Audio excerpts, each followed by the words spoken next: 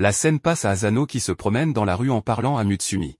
Là, il voit qu'une voiture se gare à proximité, laissant descendre un homme qui le regarde, alors Asano décide de dire au revoir à Mutsumi pour raccrocher. Ce type se présente comme le commissaire Seiji Otokeyama et l'appelle, lui demandant de l'accompagner.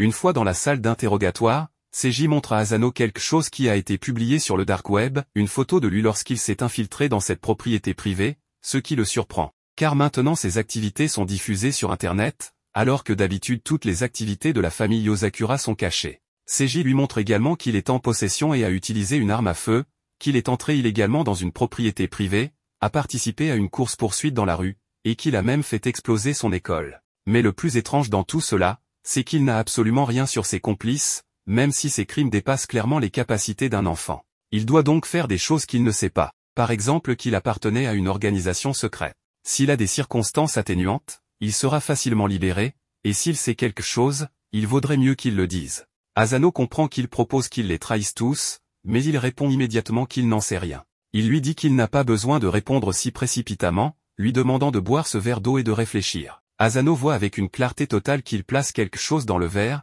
alors il l'accuse d'y avoir mis un sérum de vérité. Mais il clarifie que ce ne sont que des minéraux et que cela lui fera du bien, quelque chose de pas du tout convaincant ni sain, à en juger par la façon dont il réagit. Il le force soudainement à boire l'eau, ce qui le fait s'étouffer à cause de la soudaineté. Alors qu'il se baisse et tousse, Asano vomit l'eau grâce à un sac en plastique qu'il a fourré dans sa bouche, un objet de ninja. Juste après, Seiji essaie de l'attaquer avec un marteau, mais Asano réagit rapidement en s'éloignant et tombe à côté de quelques sacs noirs d'où commence à couler du sang. Il explique qu'il s'agit du corps d'un trafiquant de drogue qui a détruit la vie de milliers de personnes avec son argent et ses contacts, et qu'il a réussi à échapper à la justice tout ce temps, mais qu'il a fini par l'attraper. En tant que policier, il n'a pas à protéger ceux qui enfreignent la loi. En déclarant cela et en piégeant ensuite Asano contre le mur, il le prévient que s'il refuse de parler, il devra interroger ses amis à l'école. À ce moment-là, Asano remarque un fil suspendu dans l'air, et avec cela, il comprend quelque chose. Puis il dit à Seiji qu'il ne sait rien et même s'il savait, il ne dirait rien à une personne malade comme lui, même si sa vie en dépendait. Ce type apprécie son attitude mais décide quand même de lui asséner un autre coup avec son marteau, mais Asano esquive, et finit donc par frapper le mur derrière lui. L'impact fait que le mur est détruit et on peut voir que Hirukawa les écoutait de ce côté, avec l'aide de ses fils.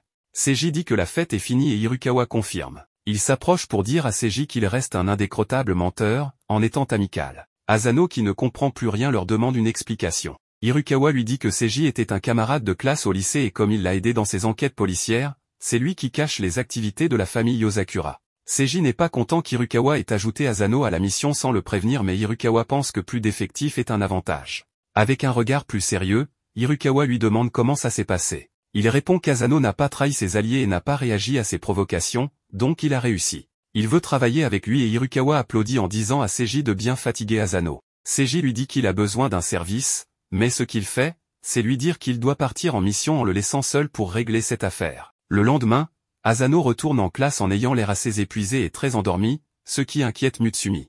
À ce moment-là, il semble que Hirukawa soit toujours dans la classe en tant que vice-principal. Il informe tout le monde que le professeur était absent aujourd'hui pour une affaire urgente, donc il va le remplacer pour ce cours de japonais moderne. Au moment où il ferme les yeux, un morceau de craie vole vers lui à une vitesse incroyable, mais quand il le remarque à peine, il bouge rapidement, et on voit que cet objet traverse le mur comme une balle. Hirukawa commence à lui parler en frappant le tableau avec la craie, utilisant le code Morse de cette manière pour lui faire part de commentaires. Un espion doit apprendre à contrôler son rythme de sommeil, avec la moitié de leur cerveau endormi, les dauphins et les oiseaux migrateurs peuvent rester dans un état d'éveil constant, et les humains peuvent également y parvenir avec un entraînement constant. Et en fait, à l'âge de 15 ans, il a acquis la capacité du sommeil total, ce qui révolte Asano. Il lui dit que ses fils analyseront son rythme cardiaque et s'il détecte qu'il s'est endormi, il le réveillera d'un coup de craie à la vitesse du son, quelque chose qui ne plaît pas du tout à Asano, car cela le tuerait. Il dit aussi en code Morse qu'il ne peut pas croire qu'il le forme pendant les cours. Mutsumi est d'accord avec lui,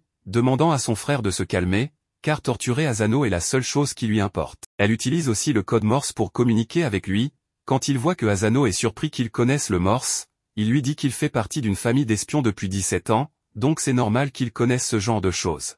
D'autre part, Hirukawa est heureux que sa chère sœur commence une conversation en Morse avec lui et qu'il adore beaucoup son frère aîné pour ça, mais Mutsumi, très en colère, lui dit qu'il est trop dégoûtant. Asano le remercie aussi pour son soutien, mais lui fait savoir qu'il ira bien, sauf pour réussir cette formation de base aux les mains. Au moment où il dit ça, Hirukawa lui demande combien de temps il va continuer à se vanter, suivi par le fait qu'il place une pilule spéciale sur le bureau qu'il frappe fort avec le chiffon, répandant un nuage de poussière dans toute la pièce. Ce médicament soporifique atteint Asano et les autres étudiants qui s'endorment complètement. Cependant, Mutsumi réagit assez rapidement en mettant son masque à oxygène et en demandant à Hirukawa d'arrêter. Il remarque qu'Asano n'est pas endormi, alors il lui lance à nouveau une de ses craies avec cette énorme force. Mais Asano répond avec un tir de son pistolet électrique, se protégeant de ce projectile dangereux. Ignorant les plaintes de Mutsumi, il explique qu'il fait ça pour elle et pour lui. Après avoir lancé une grande quantité de craies vers Asano, celui-ci esquive chacune d'elles. Même s'il est endormi, il se protège avec son arme à ses côtés, et à la fin, les deux finissent par se battre sans relâche, où Hirukawa ne cesse de lui tirer dessus avec de la craie et Asano continue d'esquiver sans relâche. En voyant cette scène terrifiante, Mutsumi s'inquiète de plus en plus du fait qu'Asano devient de moins en moins humain. Des jours plus tard, elle commente que cet état de semi-conscience était juste un coup de chance et rien ne s'est passé depuis lors, mais il continue de somnambuler et on peut voir qu'une nuit, il est sorti pour se promener dans le couloir, effrayant le pauvre Shinzo à en mourir. Maintenant, ayant une habitude légèrement étrange de plus, Asano continue de lire un magazine d'espionnage où le sujet des relations entre espions est discuté, donnant comme fait curieux que 90% des mariages entre espions se terminent par un divorce, supposément en raison d'une surcharge de travail. À ce moment-là, Mutsumi s'approche pour lui donner du thé et en la voyant, il en profite pour lui demander si elle est libre aujourd'hui, mais il est immédiatement interrompu par un appel d'un numéro inconnu. Il répond pour voir que c'est Seiji qui lui dit qu'il est temps de partir en mission et qu'il doit partir immédiatement, lui envoyant l'adresse de l'endroit où il doit se rendre et qui le contactera plus tard. Après cela, il raccroche et sans avoir d'autre choix, il s'excuse auprès de Mutsumi de devoir partir pour cette mission urgente. L'endroit où il se rend est le parc d'attractions, et il appelle à nouveau pour expliquer qu'un homme et une femme armés illégalement errent dans le parc et qu'il doit les trouver et les arrêter dès que leur apparition se poursuit. Il lui demande également de continuer à enquêter et que quoi qu'il arrive, il doit garder un œil sur toute personne suspecte. À la fin de l'appel, Asano n'est pas surpris par Mutsumi, qui lui dit qu'elle a parlé avec Seiji pour assister à cette mission, car s'ils y vont ensemble, ils auront moins l'air suspects. Elle lui montre également 3 couples qui semblent suspects, lui demandant de ne pas s'inquiéter car elle sait aussi se défendre. En y réfléchissant un peu, Asano voit que c'est peut-être une bonne occasion de passer un bon moment avec elle. À ce moment-là, elle remarque que le couple derrière eux n'arrête pas de flirter entre eux, décidant de copier cela et disant à Mutsumi que sa tenue est incroyable. Pariant qu'il est facile de flirter avec elle calmement. Elle lui répond que c'est le cas car cela rend ses mouvements plus faciles, ce qui blesse Asano car il ne faisait que jouer le jeu.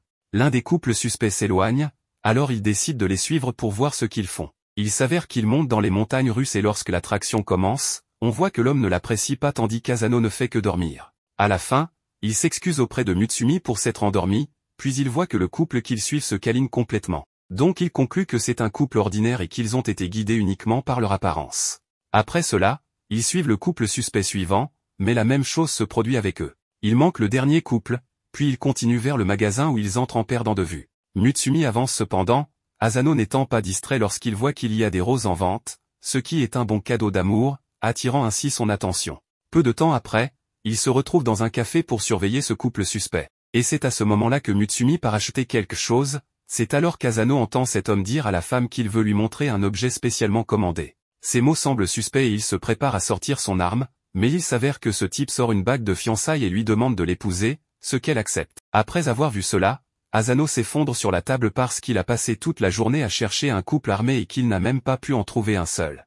Voulant rendre Mutsumi heureuse, même si ce n'est que pour un instant, soudain, le couple d'amoureux, dont il n'avait jamais soupçonné quoi que ce soit, commence à se disputer beaucoup, générant un scandale. Ils en arrivent au point où ils sortent tous deux des armes et s'apprêtent à se tirer dessus. Peu de temps après, toutes les personnes quittent précipitamment le magasin, et à ce moment-là, Mutsumi est forcé de partir à cause de la foule. Les coups de feu commencent à fuser dans toutes les directions lorsqu'ils s'attaquent les uns les autres, alors Asano finit par se jeter sous la table sur laquelle se trouve un enfant effrayé. Il laisse tomber sa fleur par terre et l'une des balles l'atteint, le blessant. Cela le met en colère, alors sans réfléchir, il attire l'attention de ses gars et les abat ensuite avec son pistolet laser, les laissant instantanément inconscients. Plus tard, la police arrive et les emmène tous les deux, et en voyant cela, Seiji félicite Asano pour ce bon travail, restant redevable envers lui. D'autre part, Hirukawa est assez en colère lorsqu'il découvre qu'il l'a envoyé dans un parc d'attractions avec Mutsumi, déjà contrarié de l'entendre se plaindre dans toute la maison. Asano et Mutsumi montent dans la grande roue, où il lui demande pourquoi elle voulait monter dans cette attraction. Un peu nerveuse, Mutsumi répond qu'elle l'a fait parce que les couples qui regardent le coucher de soleil depuis la grande roue seront heureux pour toujours. Il lui donne la rose, expliquant que la fusillade l'a mise dans cet état, mais que la fleur n'est pas trop endommagée, donc ce serait dommage de la jeter. Il voulait qu'elle passe un bon moment pour la remercier de tout ce qu'elle fait, mais finalement, il n'a rien pu faire pour elle. Après avoir écouté cela, Mutsumi ne peut s'empêcher de rougir et tout nerveusement. Elle lui dit qu'elle ne s'attendait pas à ce qu'il soit si romantique, le prenant un peu au dépourvu en prenant la rose dans ses mains et en lui faisant savoir qu'elle est très heureuse, le remerciant. Après cela, ils se tiennent tous les deux la main. Dans un appartement sombre, une fille est occupée à essayer de pirater un système sécurisé. Shion vient de terminer sa mission finale et peut enfin dormir après 80 heures de travail, mais cela ne dure pas longtemps car elle reçoit une alerte d'urgence à l'écran indiquant que quelqu'un a infiltré le système. Elle doit maintenant s'occuper d'un hacker qui s'amuse avec son système. Le hacker est bloqué, mais Shion n'en a pas fini avec elle, car elle veut s'assurer de ruiner son ordinateur en représailles pour l'avoir forcé à rester éveillé plus longtemps. Le hacker panique après avoir perdu le contrôle de son ordinateur, mais se rappelle qu'elle peut simplement le débrancher pour que Shion ne puisse pas la retrouver ni contre-pirater. Après s'être mise à l'abri, la fille rebranchait son ordinateur pour jeter un coup d'œil aux données qu'elle a réussi à voler, et il semble qu'elle ait obtenu exactement ce qu'elle voulait du système, des photos de Asano, montrant peut-être une obsession malsaine pour lui. Le lendemain matin, Asano et Mutsumi se rendent à l'école lorsqu'ils aperçoivent Shion, qui semble encore plus fatiguée que d'habitude. Mutsumi lui demande si elle a encore passé une nuit blanche, ce qui est évident car elle a dû rester éveillée pour s'assurer que le système ne soit plus piraté. Les deux hackers semblent n'avoir fouillé que dans les fichiers de Asano pour une raison quelconque, mais Shion leur dit qu'il n'y a rien à craindre car elle a mis à jour le système de sécurité, éliminant toute chance de nouvelle intrusion. Cependant, elle ne comprend toujours pas comment quelqu'un a pu percer l'ancien système de sécurité puisque seuls les membres de la famille connaissent le code d'accès. Asano sait déjà que cela ne finira pas bien, mais il ne peut rien faire pour le moment, alors il part à l'école avec Mutsumi comme d'habitude. À ce moment-là, il remarque quelque chose d'anormal et arrête Mutsumi juste à temps pour éviter plusieurs pointes qui leur étaient lancées. Comme le danger est imminent, Asano emmène Mutsumi et s'enfuit. L'assaillante, qui se trouve également être la hacker de plus tôt, les poursuit. Asano et Mutsumi continuent de courir jusqu'à ce qu'ils tournent dans une ruelle, où Asano se retourne et sort son arme pour contre-attaquer son poursuivant. La fille le surprend avec une attaque par le haut, mais Asano parvient tout de même à contrer et à la repousser. La fille adore la force de Asano en personne et lui avoue directement qu'elle est amoureuse de lui, puis elle lui demande immédiatement de mourir pour elle. Asano est confus, mais Mutsumi semble savoir exactement ce qui se passe, car elle reconnaît la fille. Son nom est Ayaka et elle est bien connue dans le milieu criminel sous le nom de la chasseuse d'hommes. Mais la fille déteste ce surnom et Mutsumi dit qu'elle est ainsi appelée car elle a la réputation d'utiliser ses techniques d'espionnage pour suivre les hommes dont elle est amoureuse, puis de les poignarder à mort peu après. Cela signifie qu'Ayaka est tombée amoureuse de Asano et qu'elle est devenue encore plus fascinée par lui après que ses exploits ont été reconnus et qu'il a officiellement eu sa première prime sur sa tête. Mais cela l'inquiète un peu car il y a maintenant plein de gens qui essaient de le tuer pour des raisons non liées. Elle le prouve en éliminant un des assassins qui était après Asano. Comme il y a tellement de compétition pour sa vie, elle veut s'assurer d'être celle qui tue Asano pour que personne d'autre ne puisse la voir. Il y a beaucoup de petites choses que Asano fait bien et qui la font l'aimer encore plus, comme le fait qu'il essaie de ne pas abîmer les plantes lorsqu'il s'infiltre ou qu'il répare toujours les dégâts qu'il cause lors de ses missions. Asano ne sait pas comment elle a réussi à apprendre tout cela sur lui, mais Mutsumi est d'accord avec Ayaka, car elle sait que Asano est totalement adorable de toutes les manières possibles. Ayaka lui fait signe de venir à elle pour qu'elle puisse le poignarder romantiquement à mort, mais Asano recule lentement et dit qu'il ne veut rien avoir à faire avec elle puisqu'il est déjà marié à Mutsumi. Ayaka ne comprend pas l'allusion et pense que Mutsumi a dû laver le cerveau de Asano pour qu'il l'épouse. Elle aimerait éliminer Mutsumi sur le champ pour se débarrasser de sa rivale. Mais Kyoshiro lui a strictement interdit de faire du mal à Mutsumi de quelque manière que ce soit. Tous deux sont surpris d'apprendre que Kyoshiro est impliqué. Ayaka explique que personne ne peut cibler un membre de la famille Yosakuro et survivre tant que Kyoshiro est dans les parages. Elle est allée le voir avec l'espoir qu'il lui permettrait de tuer Asano, et à sa grande surprise, il a dit qu'elle pouvait faire ce qu'elle voulait avec lui tant que Mutsumi restait en sécurité. Et comme Kyoshiro était de si bonne humeur, Ayaka lui a aussi demandé si elle pouvait consulter les fichiers personnels de Asano. Kyoshiro lui a simplement donné le code d'accès au système. Mais malgré toute la préparation que Kyoshiro a faite pour elle, cette attaque a échoué, alors elle décide de partir pour l'instant et de revenir plus tard, mais pas avant d'avoir montré ses capacités de lancer d'aiguilles. Plus tard dans la journée, Ayaka parvient à se faufiler dans l'école de Asano en tant qu'étudiante transférée et, par pure coïncidence, elle se voit attribuer le siège juste à côté de Asano. En se dirigeant vers son bureau, elle fait semblant de trébucher et lance une aiguille droit au visage de Asano, mais il parvient à la bloquer avec son cahier juste à temps. Ce n'était que le début de l'épreuve de Asano avec Ayaka, car tout au long de la journée, elle tente continuellement de le surprendre et de le poignarder. Mais dès la troisième période, Asano s'y est habitué et peut esquiver les aiguilles sans trop d'efforts. À ce stade, ces aiguilles ne sont plus qu'une légère gêne dans sa routine quotidienne. Ayaka pleure toutes les larmes de son corps à cause du refus de Asano de se laisser poignarder, mais elle est toujours aussi délirante. Elle décide de passer à la vitesse supérieure et lance des aiguilles dans le cou de tous les élèves de la classe, les faisant tous se lever en même temps. Asano se demande ce qu'Ayaka vient de faire, alors elle explique qu'elle a utilisé ces aiguilles pour injecter les élèves avec un poison de contrôle mental, de sorte qu'ils feront tout ce qu'elle dit. Elle leur ordonne tous de maîtriser Asano car elle sait qu'il ne va pas se battre contre des gens ordinaires, et Asano finit par être complètement entouré. Asano lui dit qu'il n'est pas juste d'impliquer des innocents dans ces petites combines, mais elle est trop folle pour écouter raison, alors Mutsumi doit se servir de son propre corps comme bouclier humain pour arrêter Ayaka. Cependant, pendant qu'Ayaka est distraite, l'homme qu'elle avait frappé avec des aiguilles auparavant revient pour se venger d'elle et tire avec une arme à feu pour la tuer. Heureusement, Mutsumi est plus rapide que les balles et parvient à pousser Ayaka hors de danger parce que sa vie est précieuse, même si elle essaie de tuer Asano. Mais l'homme ne reçoit aucune clémence, car Asano l'électrocute immédiatement jusqu'à ce qu'il tombe par la fenêtre du 3e étage.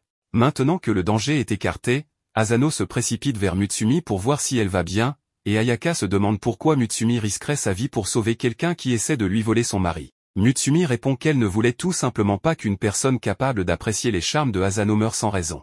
Cet acte de gentillesse suffit pour qu'Ayaka change de camp, car elle s'intéresse maintenant aux filles, en particulier à Mutsumi. Après l'école, Asano est content de ne plus avoir à s'inquiéter qu'Ayaka essaie de le poignarder, mais il trouve un peu agaçant qu'elle essaie maintenant de voler sa femme. Il demande à Mutsumi comment elle gère l'obsession d'Ayaka, mais elle a dû faire face à Kyoshiro pendant des années. Donc Ayaka est beaucoup plus facile à gérer. Pendant ce temps, Asano reçoit un appel de Shion et peu après, il se retrouve embarqué pour une session de jeux vidéo avec elle. Mutsumi explique que Shion traîne un des membres de la famille dans sa chambre de temps en temps pour l'aider dans son travail privé de sommeil. La dernière fois, c'était Shinzo, et il n'a pas dormi pendant 5 jours à cause de cela. Mutsumi assure à Asano qu'elle sera là en cas de besoin, au cas où son cœur lâcherait à cause de trop de boissons énergétiques. Asano est un peu inquiet de ce dans quoi il s'embarque, mais Shion lui dit de ne pas s'inquiéter, car ce ne sera qu'un essai pour lui, donc ça ne devrait pas être trop difficile. C'est un jeu simple avec des règles simples, quand un ennemi apparaît à l'écran, il faut le vaincre. Le jeu semble suffisamment simple pour que Asano puisse suivre Shion,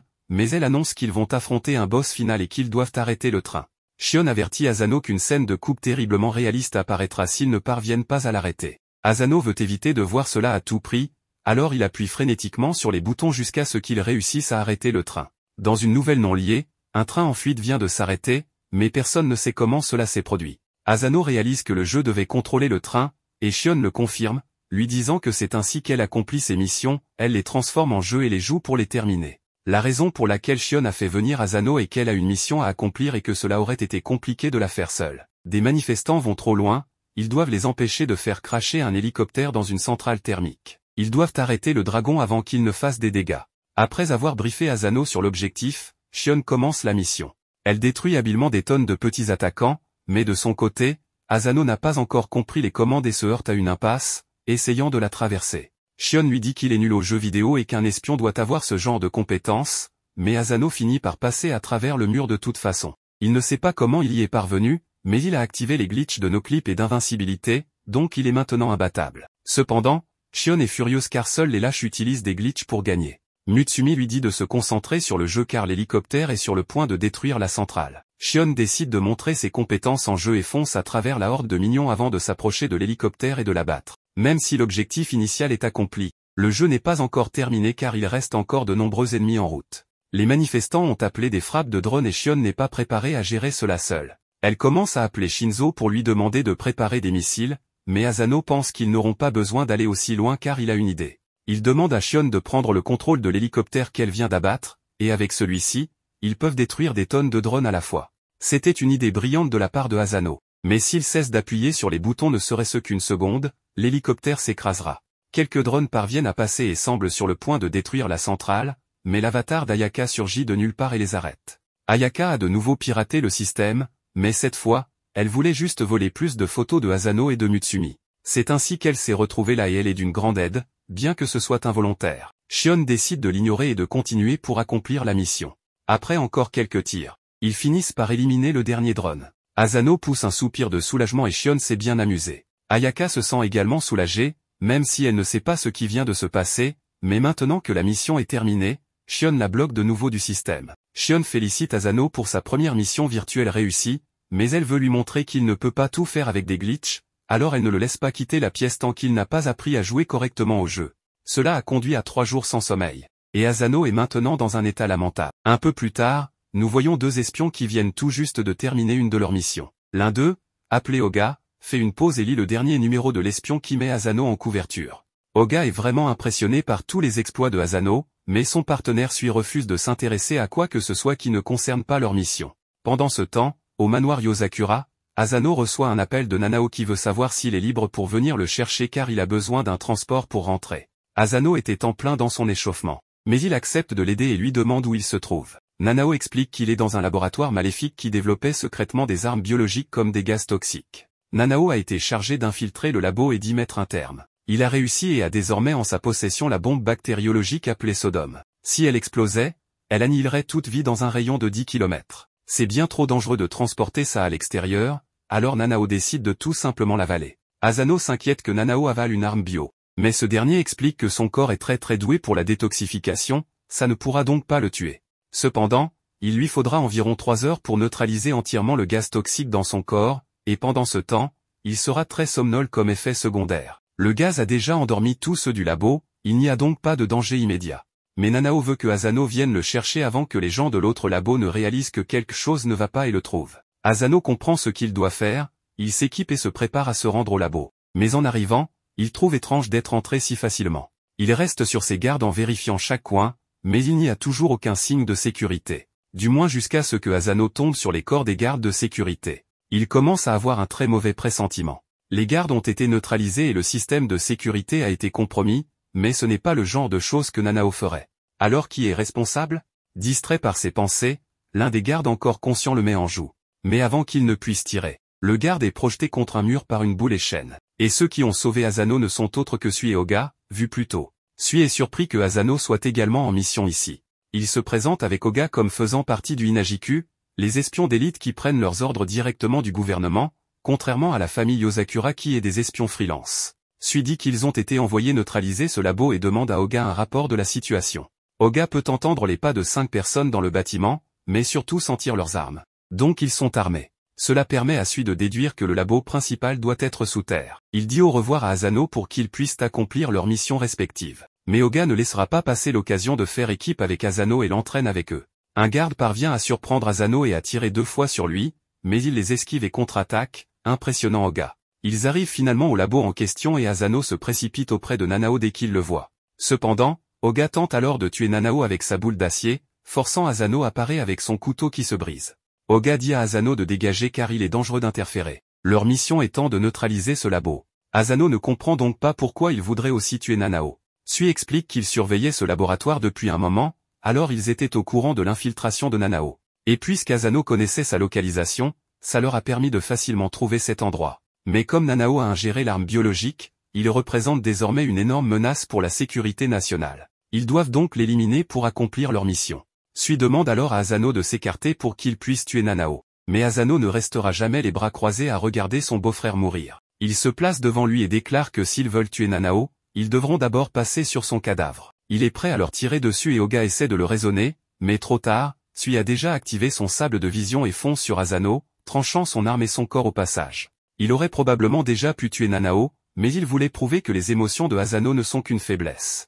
Asano a baissé sa garde face à des espions qu'il ne connaissait pas et a hésité à tirer le premier. Oga se plaint que Sui agit toujours comme ça. Il allait l'arrêter mais se rappelle que Sui est beaucoup trop puissant pour lui. Sui s'approche de Nanao et promet que sa mort sera indolore. Mais Asano le supplie de ne pas faire ça. Sui traite Asano de pathétique de croire pouvoir régler les problèmes en demandant gentiment. Mais avant qu'il n'aille plus loin, Nanao se réveille et lui demande d'attendre 1 minute. Il explique que son corps a fini de détoxifier le gaz et il a un patch test comme preuve. Peu importe que Sui veuille encore le tuer. Mais il veut au moins soigner les blessures de Asano avant qu'il ne meure d'une hémorragie. Sui range son épée puisqu'il n'a plus de raison de tuer Nanao s'il a détoxifié le poison. Il prend le patch test comme preuve que sa mission est un succès.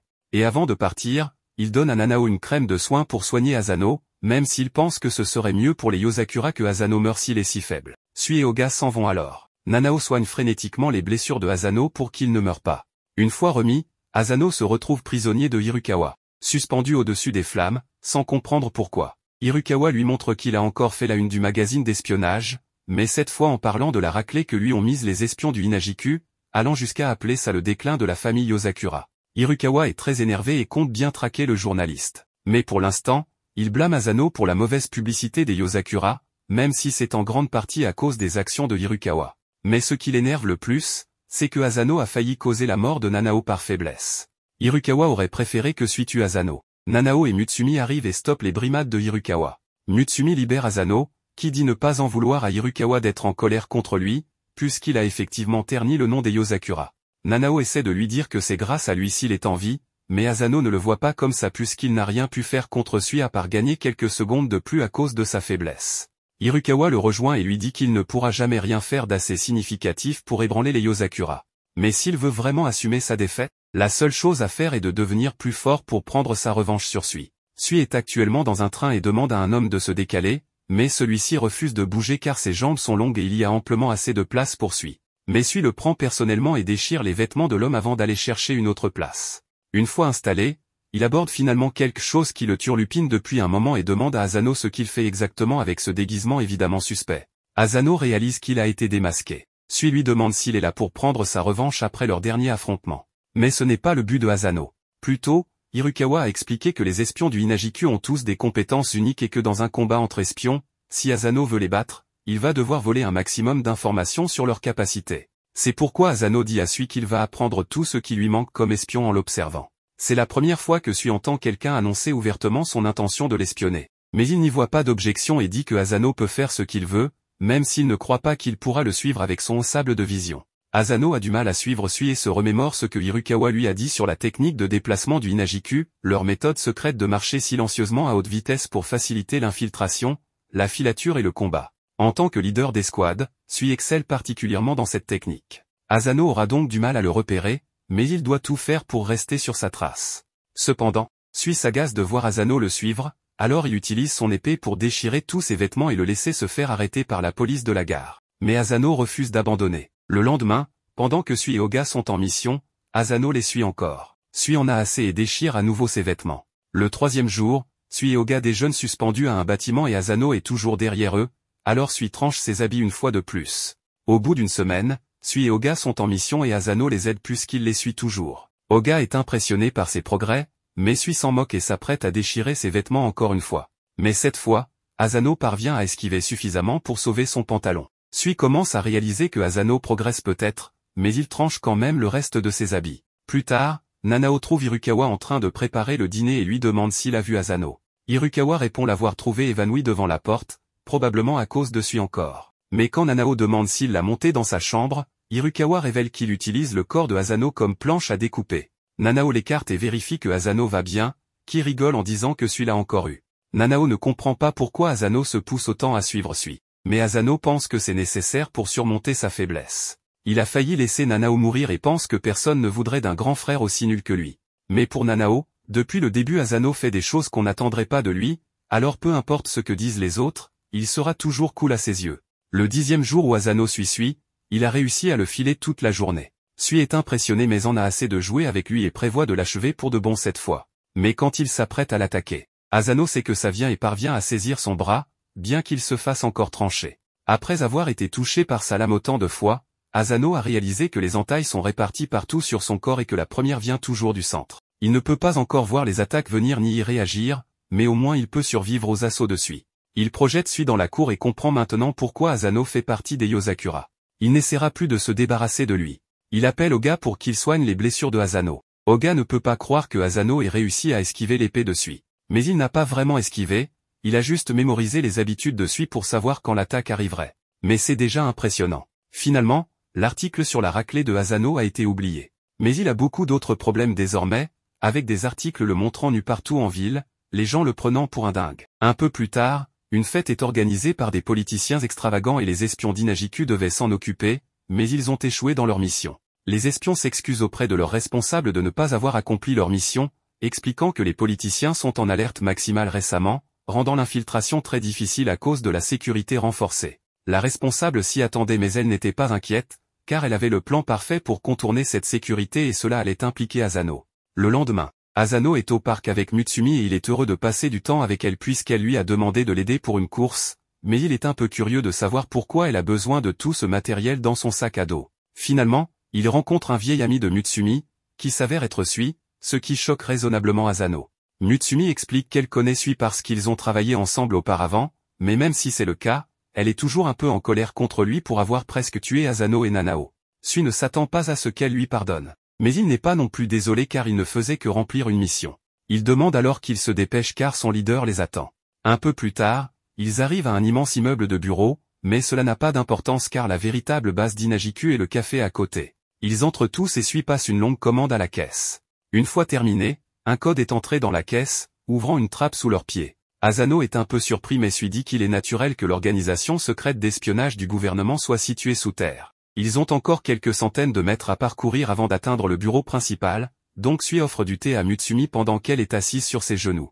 Asano n'approuve pas vraiment puisque c'est sa femme, mais Sui explique qu'il serait trop dangereux de la laisser seule. Asano comprend ce qu'il veut dire quand des centaines de flèches et de lasers commencent à voler dans leur direction. Ce sont des pièges intégrés pour la sécurité et l'entraînement des espions d'Inajiku. Donc Asano ne doit pas baisser sa garde sinon il sera transformé en viande hachée avant d'atteindre le sol. Après plusieurs secondes de torture à esquiver les lasers, Sui et Asano atteignent enfin le rez-de-chaussée, mais les pièges ne sont pas encore terminés puisqu'un énorme rocher tombe sur Asano. Juste avant qu'il ne soit écrasé, le leader d'Inajiku arrive en courant et détruit le rocher d'un seul coup de poing. Ensuite, elle leur souhaite la bienvenue ainsi qu'à Mutsumi, mais elle se demande si ce Yosakura ici présent est vraiment assez fort pour protéger Mutsumi. Ils s'installent pour leur réunion et on voit le leader se gaver des délicieuses friandises que Mutsumi avait demandé à Asano d'apporter. Elle en est vraiment reconnaissante. Elle et Mutsumi semblent avoir une très bonne relation, alors Mutsumi explique que Rin était camarade de classe avec Hirukawa et qu'elle organise parfois des goûters avec la famille. Rin n'aime pas entendre le nom de Hirukawa car parler de cet obsédé de sa sœur ruine le goût de son gâteau,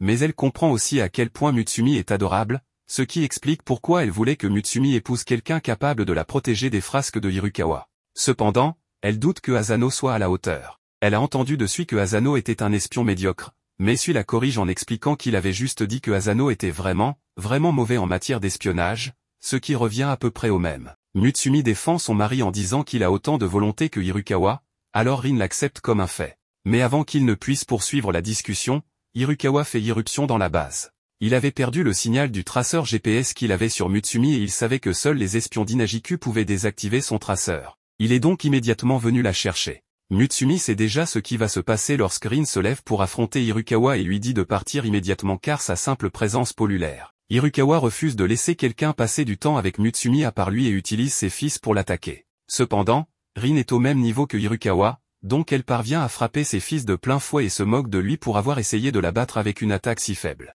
Hirukawa passe alors à la vitesse supérieure et leur affrontement cause des dégâts importants à la base en quelques secondes, forçant l'émission d'un ordre d'évacuation pour la sécurité de tous les espions présents. C'est exactement ce que Mutsumi ne voulait pas que se produise, mais chaque fois que Hirukawa et Rin sont ensemble, ils finissent toujours par se battre. Sui tente de les arrêter, mais il est bien trop faible pour s'approcher d'eux.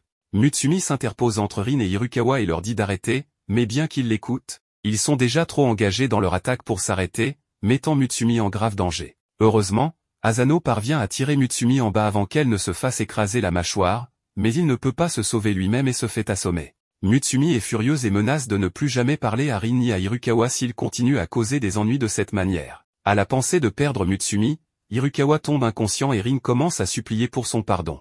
En passant, elle doit admettre que Asano est beaucoup plus coriace qu'elle ne le pensait, puisqu'il a survécu à un coup direct de sa part et de celle de Hirukawa. Son opinion sur lui s'est améliorée et elle demande à discuter de quelque chose avec lui quand il reprend connaissance. Elle veut que Asano s'infiltre pour enquêter sur un politicien. Ce politicien a fourni une éducation gratuite, normalisé les pensions et réduit les taxes à la consommation, ce qui lui vaut l'amour du peuple. Mais Rin dit que beaucoup de ses succès ont été bâtis sur beaucoup de sang versé.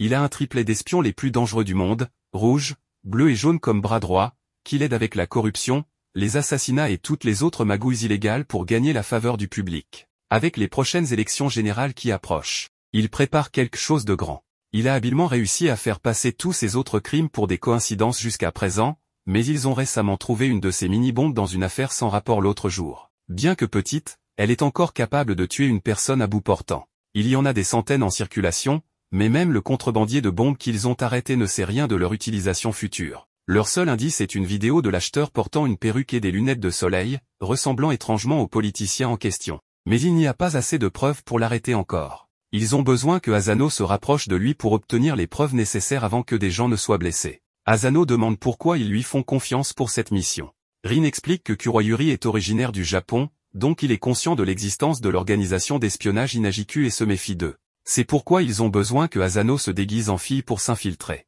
Asano comprend la mission mais ne comprend pas pourquoi il doit se déguiser en fille. Rin lui montre une affiche de recrutement que Kuroyuri a publiée pour une fille aux cheveux noirs, ce qui est exactement ce à quoi Asano doit ressembler. Avant de commencer la mission, Rin rappelle à Asano que le sort de centaines de vies repose entre ses mains, alors il ne doit pas échouer. Asano réussit à se faire embaucher et lors du prochain rassemblement, il est présenté par Kuroyuri à ses fans sous le nom de Yoko Asada. Asano veut juste rentrer chez lui, mais un moment plus tard, des opposants aux politiques de Kuroyuri arrivent et affirment que tout ce qu'il a fait n'a fait qu'élargir l'écart entre les riches et les pauvres. Une émeute éclate à cause de la manifestation et, dans toute la confusion, le haut-parleur manque de tomber sur un homme, mais avant qu'il ne soit blessé, Kuroyuri se jette devant lui et prend le coup à sa place. Il s'excuse si certains ont pu penser qu'il avait des intentions cachées, mais il affirme n'avoir que les intentions les plus pures. Même s'ils sont contre lui, il représente toujours la voix du peuple. Donc Kuroyuri est prêt à écouter leurs doléances pacifiquement. Les manifestants ne le détestent soudainement plus et tout le monde applaudit. Kuroyuri est emmené en ambulance pour ses blessures et il dit à Asano de retourner au bureau sans lui. Cependant, dans l'ambulance, il est révélé que Kuroyuri n'est pas du tout blessé. Tout cela faisait partie de son complot pour obtenir l'approbation du public, et cela a parfaitement fonctionné.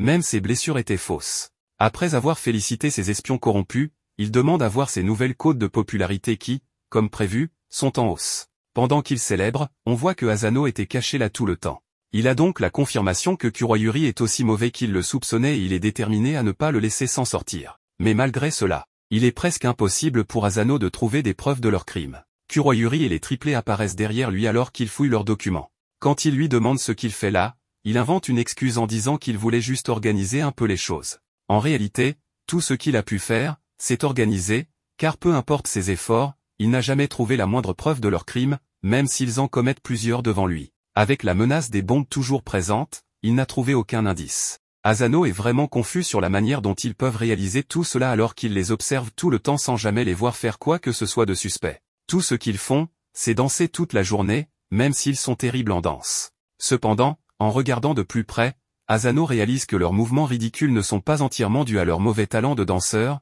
mais qu'ils utilisent ces mouvements pour dissimuler un code qu'ils utilisent pour communiquer. Une fois qu'il comprend leur code, il découvre qu'ils parlent de la manière dont ils ont provoqué la chute d'une organisation opposée. Le lendemain, alors que beaucoup de personnes importantes sont réunies dans un auditorium, le plan de Kuroyuri est d'utiliser les bombes là, car beaucoup de gens qu'il ne peut manipuler avec ses sales tours sont rassemblés au même endroit. Il prévoit de tous les éliminer aujourd'hui en plaçant les bombes sous la scène. Sans plus tarder, il appuie sur le bouton pour déclencher les bombes. L'explosion se produit, mais elle a lieu à l'extérieur, dans la fontaine. Asano est soulagé que personne n'ait été blessé, car il n'a pas eu assez de temps pour désarmer les bombes et les a jetées dans la fontaine pour minimiser le rayon de l'explosion. Asano pense qu'il a réussi à stopper les plans de Kuroyuri, mais ce dernier a déjà compris que son assistant devait être un espion, car personne ne pouvait savoir pour les bombes. Sui pointe son arme sur Asano et lui dit qu'il a des bombes de secours au cas où quelque chose comme cela arriverait.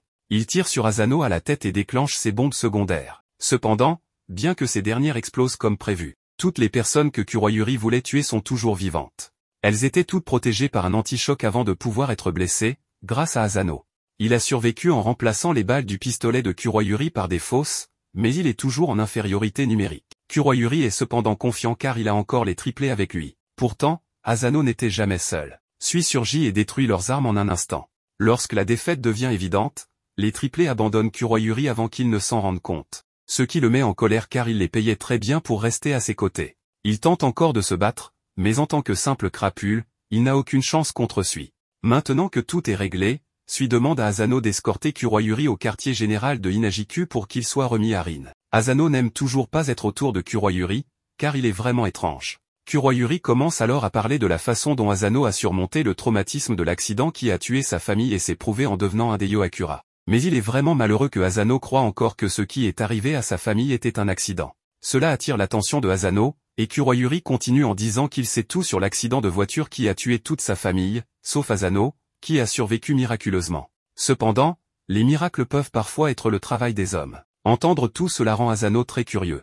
Il pointe son arme sur la tête de Kuroyuri et lui ordonne de tout dire sur ce qu'il sait de l'accident de sa famille. Kuroyuri sait ce qui est arrivé à sa famille. Kuroyuri ne se sent pas menacé par l'arme, donc il n'est pas obligé de répondre aux questions de Asano. Mais en tant que quelqu'un qui connaît très bien le monde des espions, il peut dire à Asano avec certitude qu'il y a de nombreuses vérités cachées dans le monde. Juste à ce moment-là, Asano reçoit un appel de Sui, le vice-premier ministre a été kidnappé et est diffusé en direct depuis un endroit inconnu. Il a été enlevé pendant tout le chaos de l'explosion et remplacé par un remplaçant pour que sa disparition ne soit pas remarquée. Il devait être la cible depuis le début. Sui veut que Asano interroge Kuroyuri pour savoir ce qu'il sait à ce sujet. Apparemment, Kuroyuri est bien informé sur l'enlèvement et prévoyait même de se rendre sur le site de l'enlèvement. Il se libère de ses liens, ce qui surprend Asano, et au moment suivant, il laisse tomber une de ses boucles d'oreilles, provoquant une énorme explosion au milieu de la route. À la maison, Nanao est occupé à mélanger des produits chimiques quand il se trompe un peu, une explosion se produit et Mutsumi se précipite pour vérifier s'il va bien.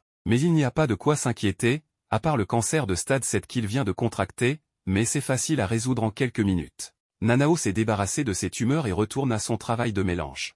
Il explique à Mutsumi qu'il a fait des erreurs récemment parce qu'il est très inquiet que Asano puisse être blessé lors d'une mission, et qu'il a du mal à se concentrer sur son travail, ce qui l'a conduit à commencer sa dernière expérience. Ainsi, si Asano revient un jour en tant que cadavre mutilé, il aura une concoction prête à le guérir. Il demande à Mutsumi si elle n'est pas inquiète pour Asano aussi, mais bien sûr qu'elle l'est, c'est son mari. Cependant, elle sait aussi que se morfondre ne va pas aider, donc tout ce qu'elle peut faire est de préparer un festin de célébration pour lui lorsqu'il reviendra. Elle a peut-être un peu exagéré avec la cuisine, mais elle est sûre que Asano va adorer quand il rentrera à la maison. Mais maintenant qu'elle y pense, la maison a été étrangement calme ces derniers temps, alors elle demande à Nanao ce que tout le monde fait. Nanao explique qu'ils sont tous inquiets aussi. Kengo est occupé à fabriquer un masque pour Asano au cas où son visage serait défiguré au-delà de toute reconnaissance pendant sa mission. Shion est occupé à détruire les ordis de tous les détracteurs de Asano sur Internet, et Shinzo n'a fait que pleurer tout ce temps. Cependant, ni Hirukawa ni Futaba n'ont bougé d'un pouce, parce que Futaba pense qu'il n'y a pas de raison de s'inquiéter pour Asano puisque ses compétences sont suffisantes pour une mission comme celle-ci, tandis que Hirukawa n'est pas inquiet parce qu'il n'a jamais aimé Asano dès le début. Dans les rues, Asano s'échappe finalement des décombres en portant le conducteur, et la seule chose à laquelle il pense en ce moment est ce que Kuroyuri lui a dit, si c'est vraiment vrai que la mort de sa famille n'était pas un accident, alors qui était derrière cela? Juste à ce moment-là, il reçoit un appel de Sui qui lui demande s'il va bien. Asano confirme qu'il a réussi à sortir en un seul morceau avec le conducteur, mais Kuroyuri a réussi à s'échapper. Sui dit que ce n'est pas un problème puisqu'il s'attendait à ce que cela arrive. Il n'en avait pas informé Asano plus tôt. Mais Kuroyuri n'est pas juste un politicien fou, c'est en fait un ancien espion connu sous le nom de Kurogao, et à son apogée, il était une légende vivante. L'histoire officielle est qu'il est mort il y a 6 ans, mais comme Asano l'a vu, il est toujours vivant et bien sous le nouveau nom de Kuroyuri. Ils ont relâché la sécurité sur lui pendant le transport en envoyant que Asano afin qu'il puisse s'échapper et qu'il puisse découvrir quel est son véritable objectif. Et maintenant qu'ils savent qu'il se dirige vers l'endroit où le vice-premier ministre est retenu en otage, ils devraient pouvoir le trouver grâce au traceur GPS qu'ils ont planté sur son corps. Il n'y a plus rien à faire pour Asano, alors Sui lui dit qu'il est libre de retourner au quartier général. Mais ce que Kuroyuri lui a dit plus tôt ne lui plaît toujours pas, alors il doit faire un choix. À l'endroit non divulgué, Kuroyuri enlève le bandeau du vice-premier ministre, qui est confus par toute la situation. Kuroyuri lui dit de se détendre et de regarder dans la caméra, car les médias doivent déjà être en ébullition. Le vice-premier ministre est déçu de découvrir ce que Kuroyuri est vraiment. Il a toujours pensé que c'était un politicien étrange avec ce costume de poulet, mais découvrir qu'il est un terroriste est tout simplement décourageant. Il dit à Kuroyuri qu'un coup comme celui-ci ne pourra pas changer le climat politique, mais Kuroyuri se fiche du climat politique. Le vice-premier ministre est confus, alors Kuroyuri décide enfin d'enlever le reste de son déguisement pour éclairer le vice-premier ministre sur ce qui va se passer. Lorsque les lunettes tombent, les yeux du vice-premier ministre s'écarquillent, car il reconnaît Kurogao, mais il ne devrait pas être possible qu'il soit ici, car le vice-premier ministre l'a vu mourir des années auparavant. Maintenant que les présentations sont faites, il s'assied et s'adresse au public. Il ne parlera plus en tant que Kuroyuri, mais en tant que père qui a perdu son enfant. Dans sa quête pour venger son enfant, il a éliminé plusieurs politiciens en coulisses, mais puisque le vice-premier ministre connaît toute l'histoire, Kurogao a pensé qu'il serait approprié de le tuer en plein jour. Maintenant, l'interview commence.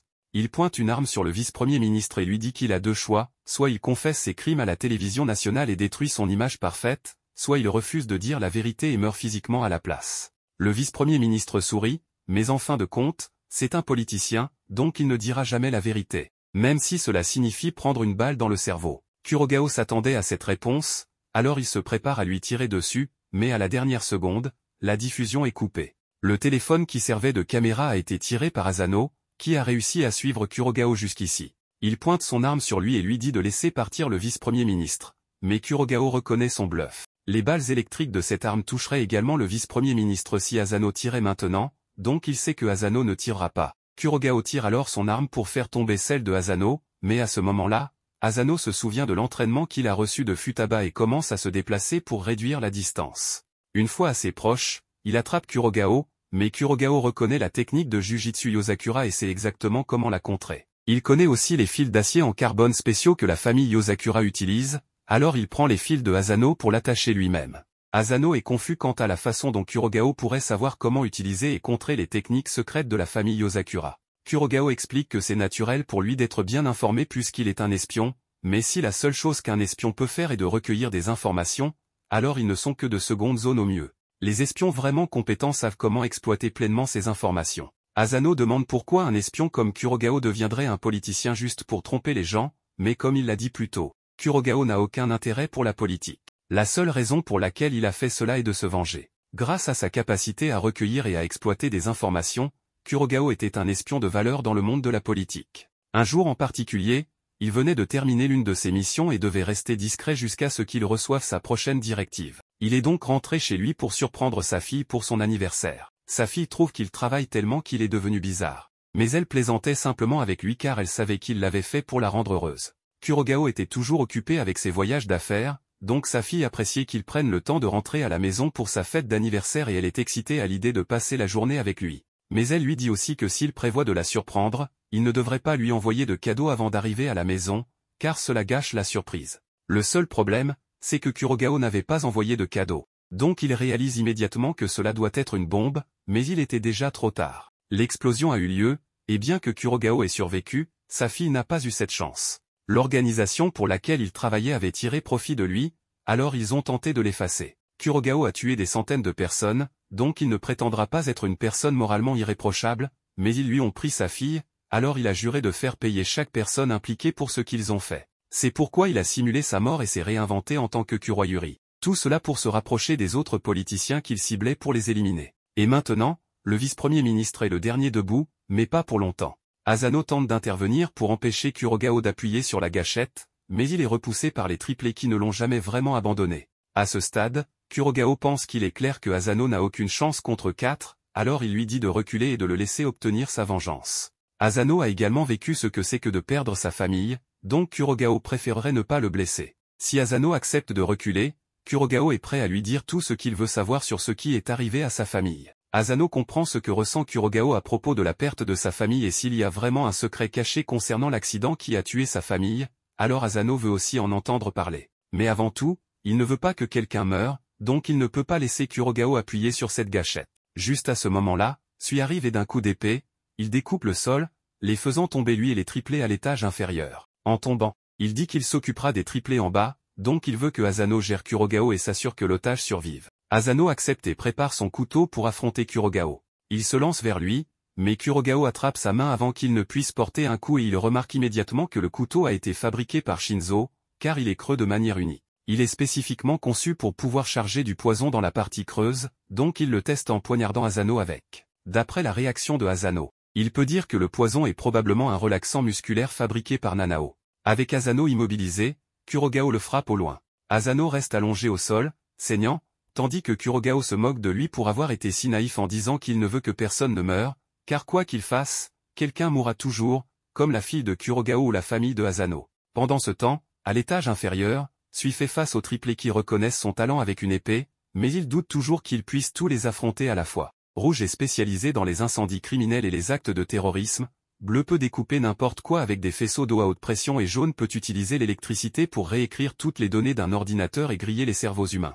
Lorsqu'ils travaillent en équipe, ils sont totalement invincibles. Sui les traite d'arrogants pour avoir révélé toutes leurs techniques avant même que le combat ne commence, mais comme ils lui ont dit leurs techniques, il est juste qu'ils révèlent les siennes aussi. Sui informe les triplés que la base de la technique Inajiku est la marche sur le parterre de fleurs. Elle consiste à absorber tous les sons et résistances en marchant légèrement, rendant ainsi possible de se déplacer rapidement et de manière presque indétectable. Bien qu'il s'agisse d'une technique basique que n'importe qui pourrait maîtriser en théorie, sa flexibilité permet de l'appliquer également aux compétences à l'épée. Sui est donc confiant dans sa capacité à gérer les 3 triplés à la fois. Les triplés préparent leur technique et les combinent en une attaque massive dirigée contre Sui. Alors que l'immense boule se dirige vers lui, Sui prépare son épée pour contrer et effectue une parade parfaite tout en vainquant les 3 triplés. Maintenant qu'il a accompli sa mission, il veut remonter vers Asano le plus vite possible, car il ne s'attend pas à ce que celui-ci tienne longtemps contre Kurogao. Cependant, il est surpris en sentant une présence terrifiante derrière lui, mais en se retournant et en essayant de frapper, il ne trouve rien,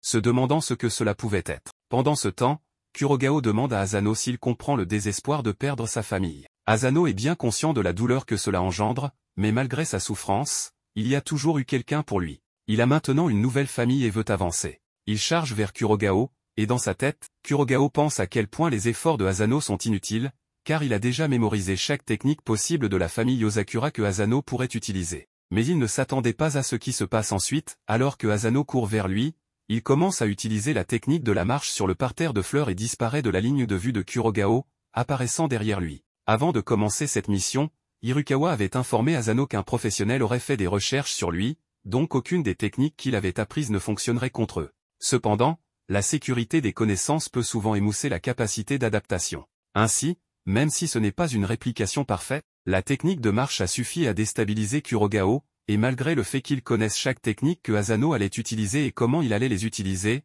il n'a pas eu assez de temps pour trouver des contre-mesures. Cela conduit finalement à la défaite de Kurogao, qui reconnaît que Asano l'a vaincu et n'a aucun regret, car il s'attendait toujours à ce que les choses se terminent ainsi pour lui. Il a abandonné tout sauf la vengeance il y a longtemps.